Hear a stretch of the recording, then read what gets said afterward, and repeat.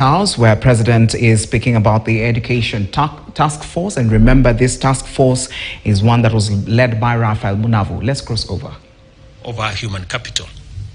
Our foremost priority is to generate jobs for the millions of Kenyans that are currently without them, and make sure that these jobs pay enough to cover daily subsistence as well as savings for future investments.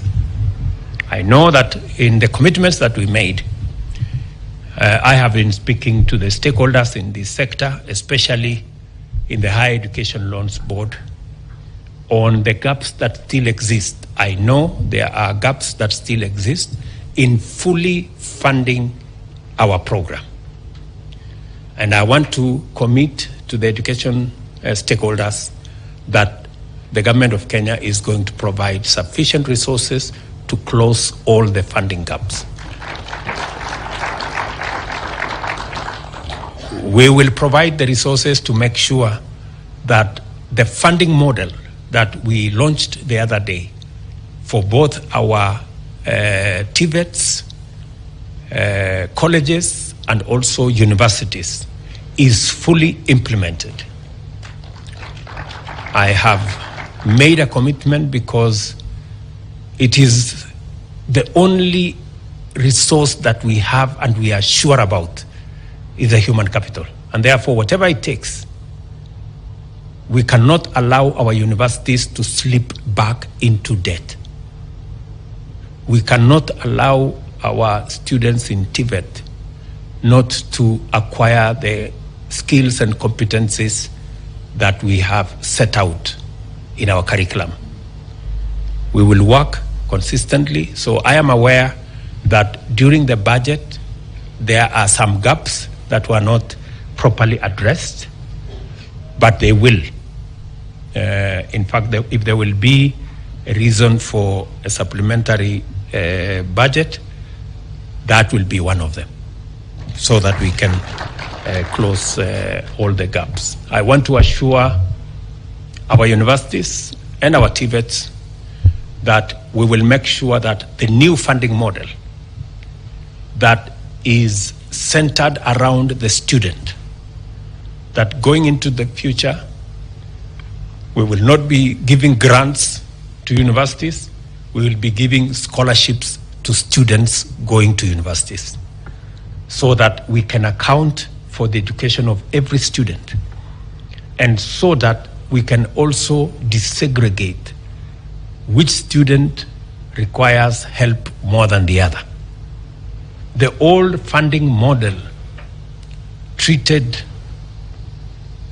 children from vulnerable backgrounds the same as children who came from those of us who can pay for academies.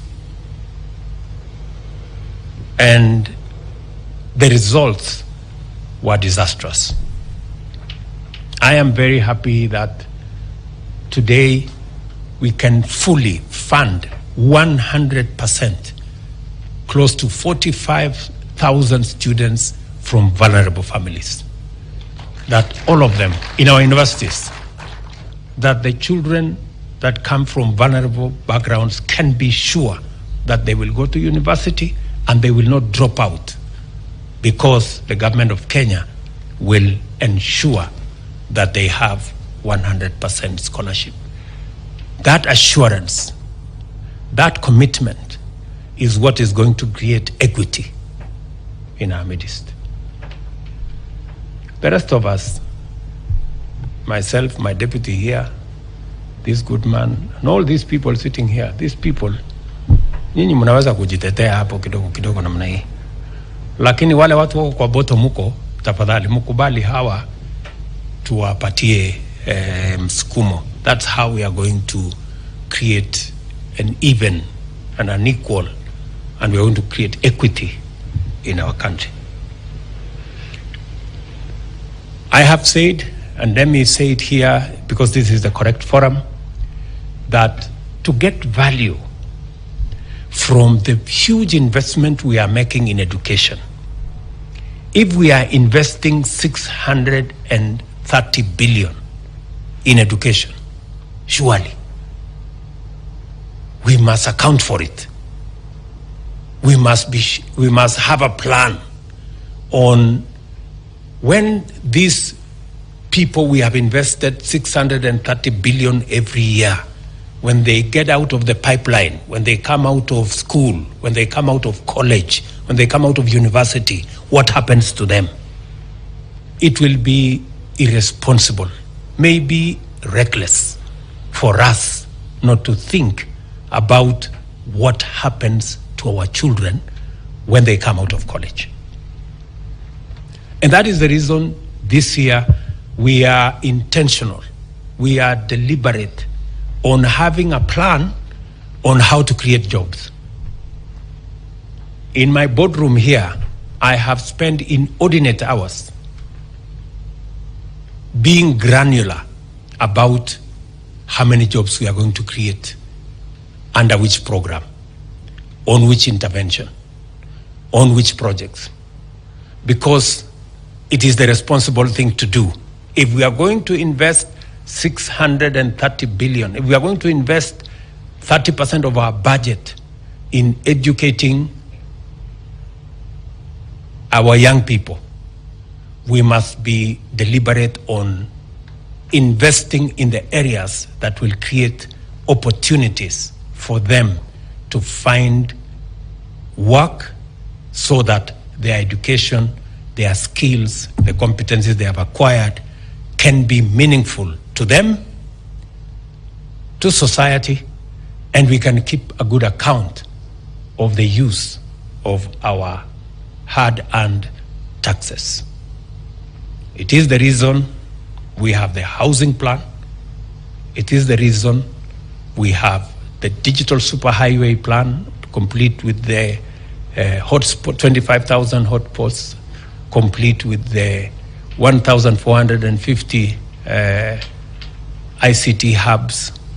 We are now working with a framework on, I have already told the ministry to work with our county governments so that every vocational training center that is working under the counties is brought on board the digital technology ecosystem so that we can not only provide training, we can begin to walk the talk on digital jobs and also digital commerce. So that is the whole ecosystem of what we are doing. I am saying this in this education forum because on one end is the money we are investing in education. On the other end is the plan to make sure that the money we invest, we get value for it by making sure that the human capital we are training meaningfully contributes to the country and justifies the huge investment we are making.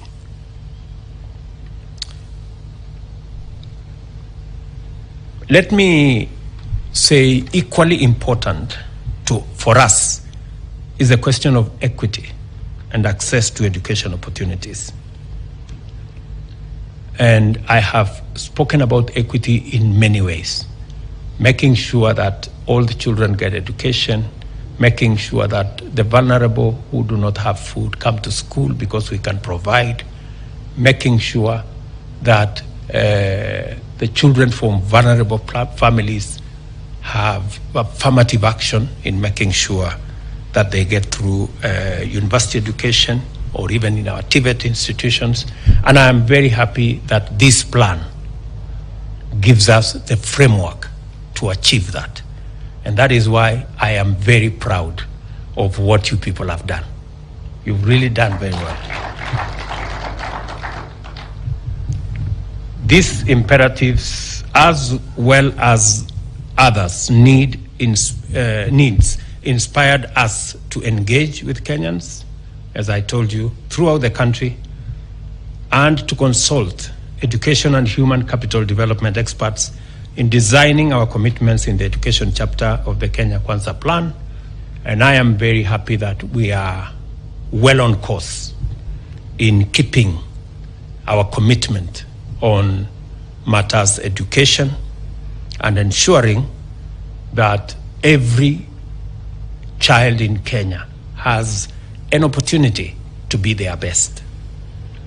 Among our commitments were government-funded in-service training, bridging the teacher shortage within 2 years, reviewing the current system of academic progression, improving the capacity of our day secondary schools, reviewing the tertiary education funding framework for all institutions, building and equipping TVET institutions in the remaining 52 constituencies, establishing the National Open University, providing a year-long paid internship program for all tertiary learners, significantly increasing funding for innovation, research and development, and enhancing the funding available for school feeding program. So on all those aspects, I think we are well on course. I just concluded last week a conversation on matters of internship, and as I said earlier in the day, we're going to build capacity around internship. We have worked with the private sector. I am very happy that the private sector have agreed to partner with us, and we are going to provide policy interventions and incentives to make sure that the private sector can engage at least 50,000 young people who graduate from college and TVETs every year in internships that are paid for and that the government of Kenya is going to support by policy to make sure that that actually happens. I'm also very happy that we have also concluded the process of putting together the Kenya National Open University of Kenya. And this week, I will be granting charter to the National Open University of Kenya. It's a huge milestone. It's something that I worked on when I was the Minister for Higher Education before I was interrupted. But I am very happy that I came to conclude that process. And I want to thank Machogu and team for working around the clock, making sure that all the courses have now been developed, the infrastructure has been put in place, and we will be in concert this week to grant charter to the university that will begin to admit students in September. It's quite a milestone, and I am really happy that we can keep this promise as well that was in our manifesto, amongst all the other commitments that we intend to keep. And this team has been phenomenally useful in assisting us to conclude that process. These commitments are fundamental by themselves, but also they are absolutely critical for the implementation of better, our bottom-up economic plan. As far as they are concerned, all these plans, time is of the essence. We now need to, as was said by the chair, Professor Munavu, the context is now how do we make sure that none falls through the cracks as we roll out the implementation. You remember that on my first day in office, I did appoint this presidential working party. It's not the first in Kenya. I'm sure it's not going to be the last, because our education has continuously gone through transformation, and to make sure that we keep it in state and up to date in with the requirements of our human capital requirements from industry and from elsewhere. And therefore, this report gives us new impetus in making our education better, much more focused, purpose-driven, and hopefully we are going to see the results shortly. Going by the periodic briefings that I got in the course of their work, the summary of the findings and recommendations, I am satisfied that the Working Party has used its time well, consulted thoroughly throughout the country, and beyond, applied their expertise and technical capacity, and fully met their terms of reference. The evidence-based analysis of every material issue taken up in the report provides ample basis for further action which must commence without delay. We now stand at the threshold of tremendous possibility for our nation. Before us is a strong case to transform our society and catalyze our economy by making necessary interventions in education to make it accessible, equitable, inclusive, and aligned with our aspirations to become a more open, democratic, prosperous nation of free and enlightened citizens. It is time to make education accessible all the way to the highest level, to anyone regardless of background, more fulfilling for both learners and tutors, more accommodating of their psychological needs, less examination-oriented, and more aligned with the aptitudes and aspirations of learners, and capable of imparting essential values, including national values and principles of good governance. The moment has come for us to usher in a new era where our education system appreciates that competitiveness and productivity depend on such values as innovation, which is nurtured by encouraging curiosity and imagination, and by allowing learners to explore their gifts and talents. The transformation of our national education system is now underway. These recommendations contained in the report of the Working Party shall be implemented not in the future, but beginning now. We must now direct our attention to the implementation of the recommendations set out in the report.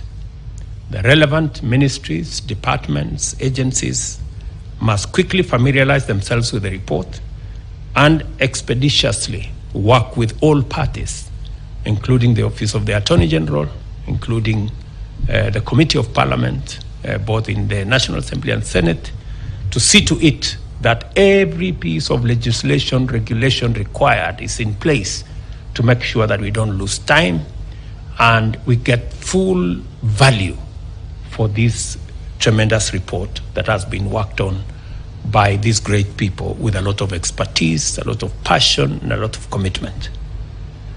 There is a lot to be done in terms of policy, legislation, organizational, strategic, and administrative measures to actualize the recommendation. And I am clear that the ministry, with all the staff and all the other stakeholders, will be able to work on this. The Cabinet Secretary concerned, together with the Attorney General, must collaborate on the framework to make sure that the implementation of the CBC is rolled out as has been agreed. Quality assurance and standards is kept and managed, and a proper framework established to actualize that. Teacher education and management, we've agreed with Nancy here. We've provided resources for promotion of teachers, making sure that we continuously motivate our teachers to be able to do their best. This year we have provided R1 billion for the promotion of teachers to make sure that we continuously move together and provide the best that we can. There are some laws that have been recommended, and I am happy that the two chairs are here. We're going to work with you to make sure that the necessary legislation is worked on, complete with bringing public participation on board to make sure that we all speak the same language with the public. We are also going to work together, as you are all aware, to make sure that technology, we leverage also on technology in the delivery of our education curriculum.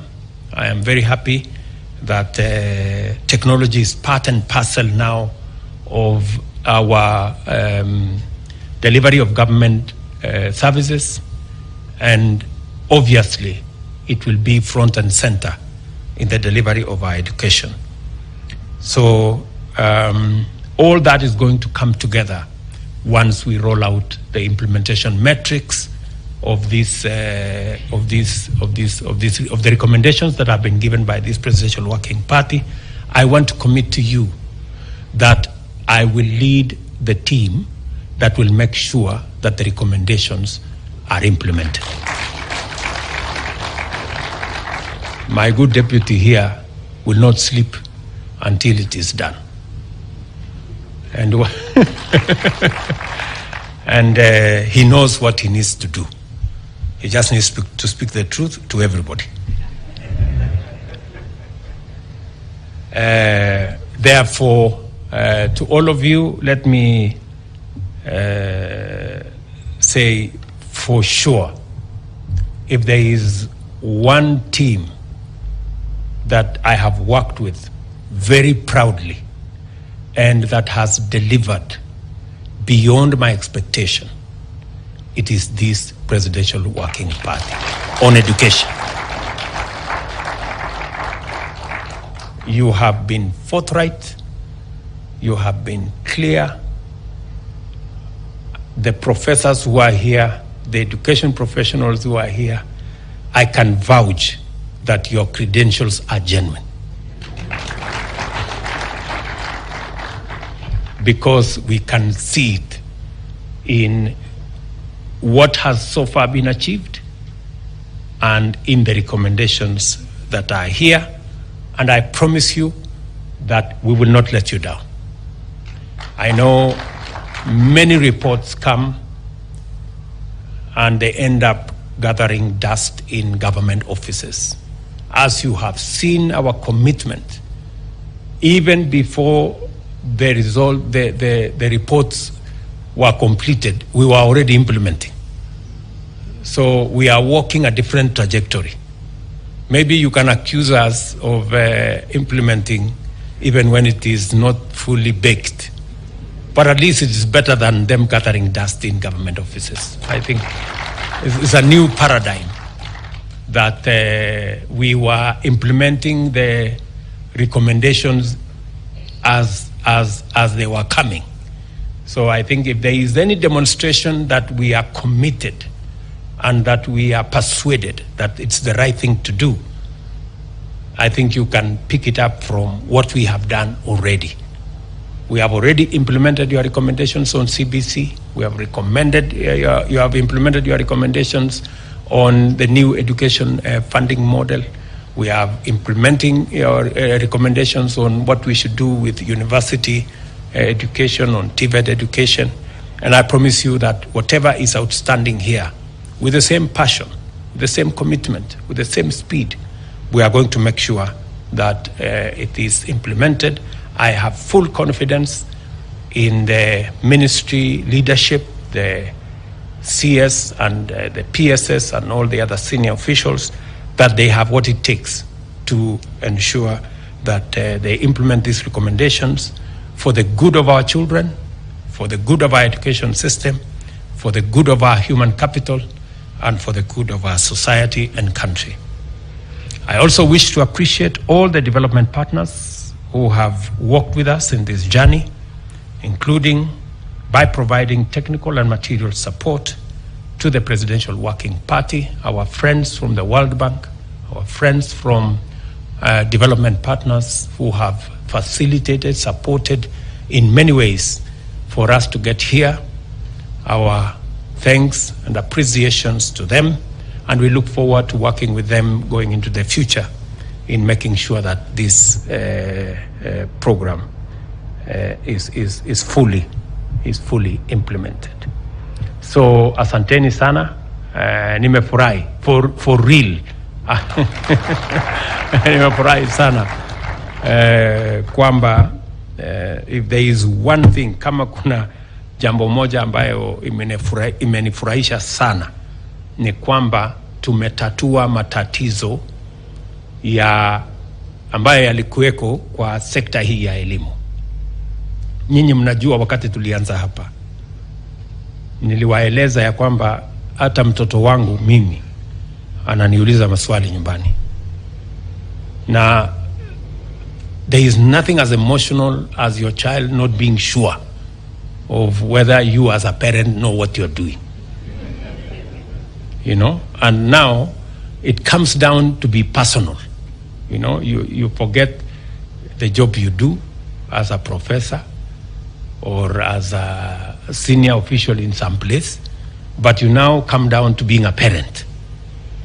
And when you are a parent, those questions can be very emotional. So it was very necessary.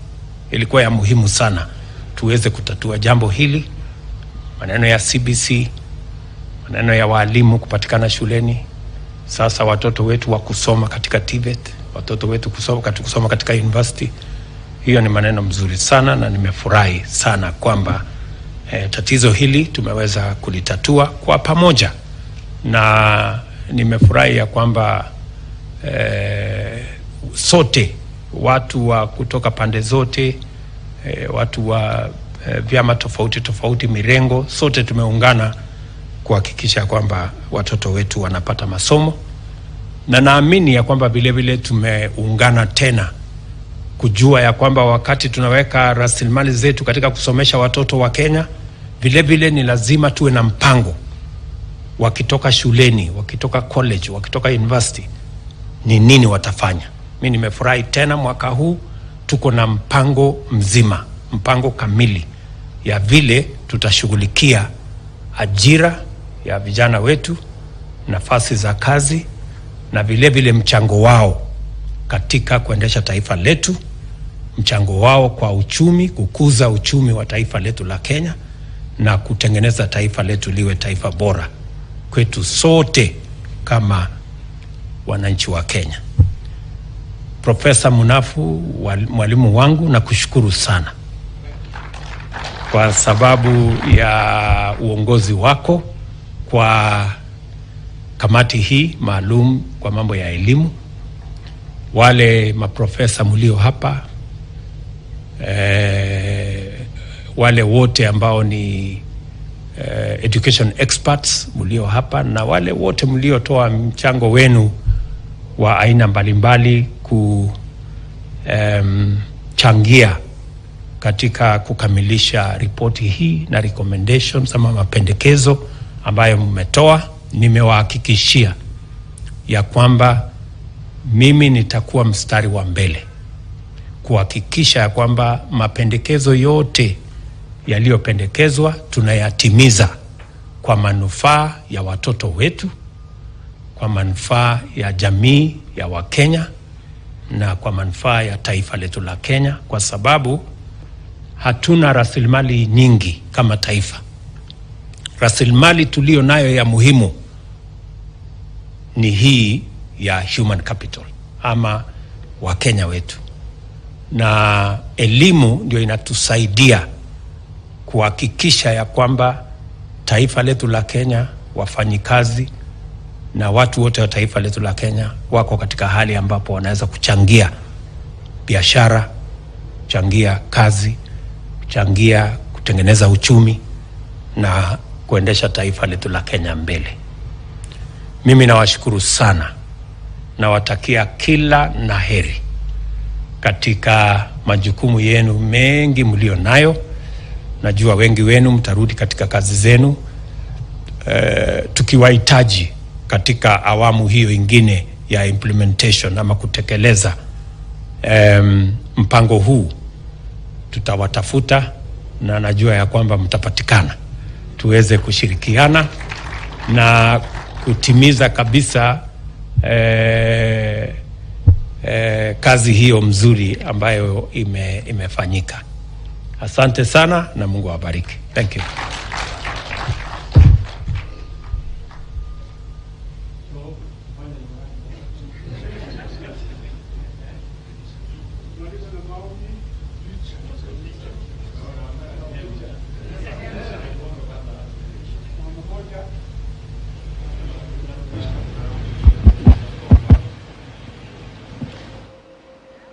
Right, now that is President William Ruto speaking about the education task force that was put in place in order to just get views on education. And also, remember, it was a 40-member task force led by Raphael Munavu, looking at some of the reforms that can be looked at. And he has mentioned also new funding model for TVETs, and also no grants for universities, scholarships to students, and also the 50,000 young people who are going to be just included in this internship model after they finish universities. All right, now we are going to move on to Kenya's inflation for the month of July hit 7.3%, driven by a huge drop in cost of gas. Now, food went up 8.6% year on year, and fuel rising to 14.5%. Nakib Kemboi now joins us to interrogate the numbers. Good afternoon, Noah. Tell us more.